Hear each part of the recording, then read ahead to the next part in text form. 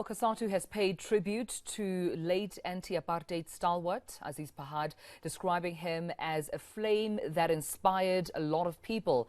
Reaction is still coming in following the death of the first Deputy Minister of Foreign Affairs from 1994 to 2008. Pahad passed away last night at the age of 82, and his family, including older brother Esop and both his parents, that's Gulam and Amina, were all involved in the struggle against apartheid.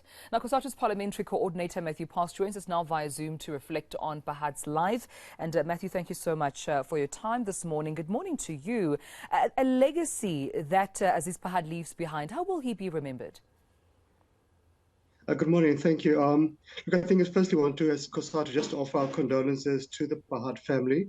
This, I think, has been a difficult year for them because they also recently lost Esop Pahad as well. And I think Aziz and Esop were quite different characters, but both legends in their own right. I think Aziz will be remembered as a humble servant of not only the ANC and the broader liberation movement that he served for his entire life, from the time of his being a teenager.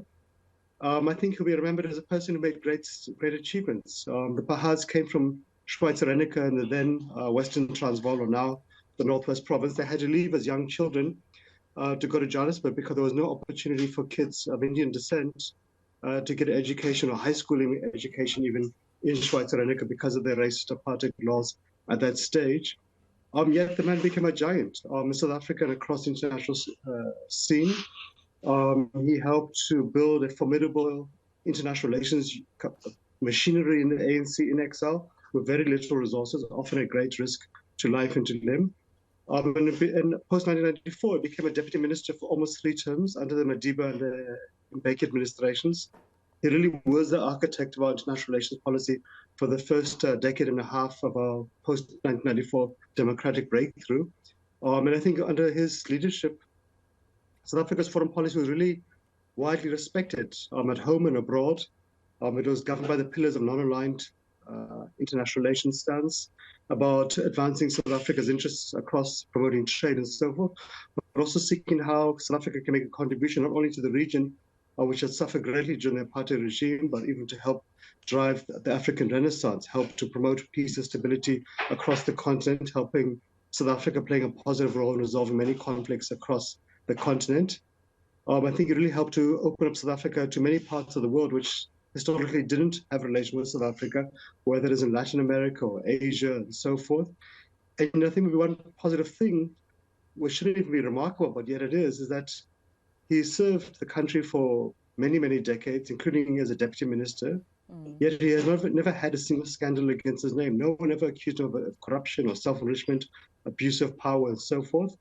He really was a humble leader who just simply wanted to serve the country. He didn't ask for any positions. He was happy even to be a deputy minister for 3 terms, just simply playing his role and helping to improve the life of South Africans through his own unique contribution. Yeah, he was also a member of Parliament, particularly during his time serving as a Deputy Minister of Foreign Affairs. How would you describe, his role as a parliamentarian?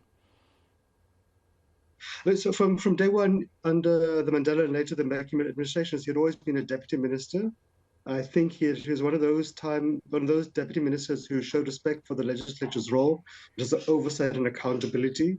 I think he always was available to account to the portfolio committee, to the select committee as needed. There was no sense of I'm a deputy minister, hence I don't need to account. I think he was a transparent and open and honest politician who at all times sought to just simply do a good job to serve the country. And I think he was respected across party lines, whether it was on the ANC side, as his party, or the parties, the opposition benches, whether it was the then National Party, later the Democratic Alliance, IFP, etc. I think he was really respected by all parties. As a politician, wanted simply to improve South Africa's lot.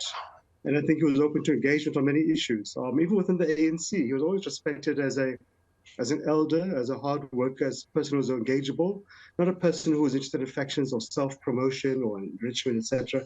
He was just really an honest and a dedicated foot soldier of the movement and indeed of the country.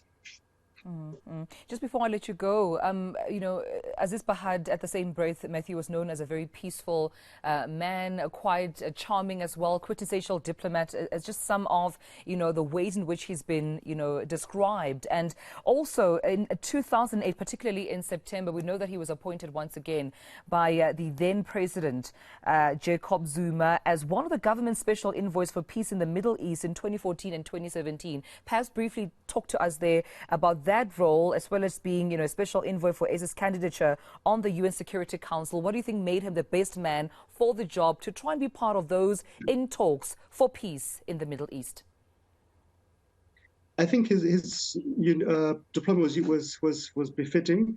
Aziz Pahad, along with former President Thabo Mbeki, are really, well, in Aziz's case, were really a walking encyclopedia of South Africa's international relations history.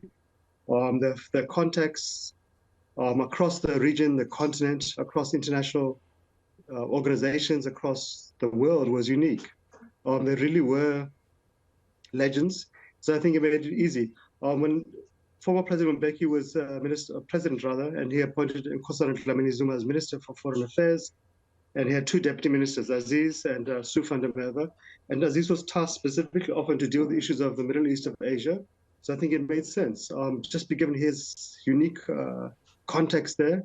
But I think also people respected South Africa, despite being a middle-ranking country, middle-income country. It has a unique contribution to play around the world. We've led by example in terms of resolving a very intractable conflict in South Africa. But I think people also respected that under the leadership of people like Pahad and Mbeki and so forth, that South Africa led from the front. In terms of helping resolve conflicts, be it in Lesotho or Mozambique or Comoros, be it in the DRC or Sudan, Burundi, etc. So I think that often that experience was appreciated. How can you help replicate it or offer advice to other parts of the world, in the Middle East, in Palestine, and Syria, and so forth. And I think it showed Pahad's commitment that even in his retirement, he was willing to continue to play that role, even though he was part of that era of ministers who felt it correct to leave government when the former President Mbeki was recalled because they had been appointed at his behest. But yet he was still willing to put aside whatever personal frustration he might have had to continue to serve the movement, to serve the country without any qualms, and I think just simply to play his role. That really was a unique contribution. We really would be better off if we had more politicians like that of the current generation, and if young people could also look at the people of the generation of the Pahads who are sadly passing on, about positive role models to learn from. Even when he went into exile, he went to go study. If memory serves me right, he got a master's in international relations at the University of Sussex in the UK, where also former President Mbeki had studied. You can see a very long history between the Mbeki and the Pahad families. They were closer than brothers. I think it really was a positive generation and something we should really all seek to emulate and to learn from.